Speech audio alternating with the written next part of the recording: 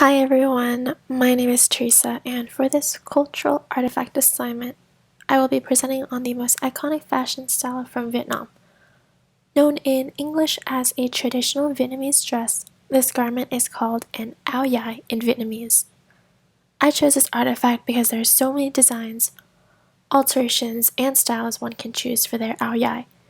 In this presentation, there will be a segment where y'all will get to see the collection of áo dài between my mom and me. Oh look, there's my mom and me. I'll start with an introduction and description of the artifact. Next, I'll go in depth about the áo dài history, and lastly, I will discuss the artifact's intercultural importance. But first, what is it? What is an áo dài? In English, áo dài directly translates to long shirt, which can be seen in the photo. It's a long tunic, often made of silk, that is split at the waist, creating flaps of fabric, one in the front and one in the back. It's paired with loose, solid colored pants that coordinate or complement the color of the main garment. Nowadays, áo dài are typically worn for special occasions. Áo dài can be worn by both men and women, but for this presentation, I will focus on the styles for women. Here is a quick photo of me with the other adult leaders from my church youth group, taken at our annual camping trip dedicated to our homeland of Vietnam. You can see different designs and styles of people's áo dài in comparison to the males, and of course, me in the corner. To get a better understanding of the artifact, I did some research to learn about its history. In the 18th century, southern Vietnam was ruled by the Nguyen dynasty. At the time, there were formal events reserved for nobility. In order to distinguish between his advisors and courtiers with everyone else, Lord Nguyen Phuc Quat decreed that his court members don a long tunic with pants underneath.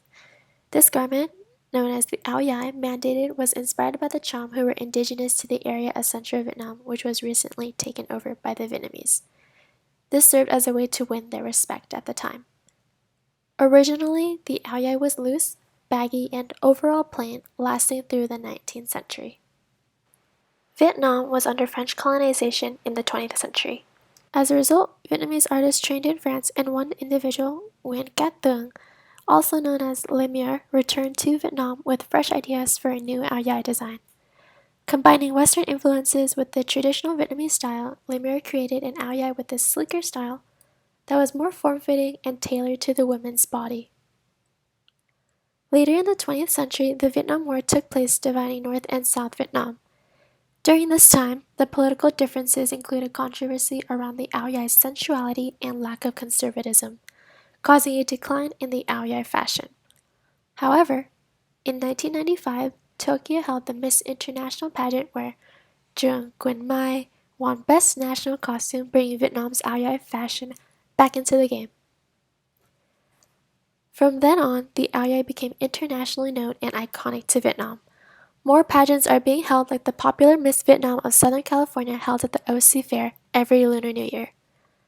As previously mentioned, the áo dài is worn for special occasions or for holidays, and now even as wedding dresses. Through history, the áo dài now has more colors, length, designs, and styles. For example, your áo dài can be red, orange, yellow, green, blue, light blue, purple, pink, white for your wedding day, sometimes even black or gray. Some will have long sleeves or shorter sleeves, and even shorter sleeves. Some áo dài will have collars, some don't. Some are decorated with pearls like this. Some are made with mesh and embroidery. And some are made with lace and glitter. And lastly, some are made with whatever this is.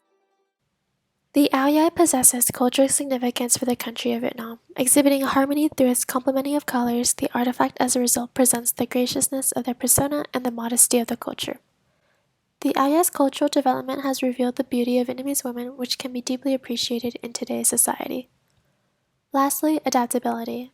Áo dài worn today is a culmination of many other cultures that proves how well Vietnam has been able to adapt and take in those cultural influences to bring about an artifact that is more representative of its intercultural significance. In conclusion, we have learned about the Aoyai's design, past, and importance. It's a symbol of beauty, a symbol of my culture, and a symbol of Vietnamese history. I'm so proud of my culture and the beauty its clothing is able to portray. Thank you.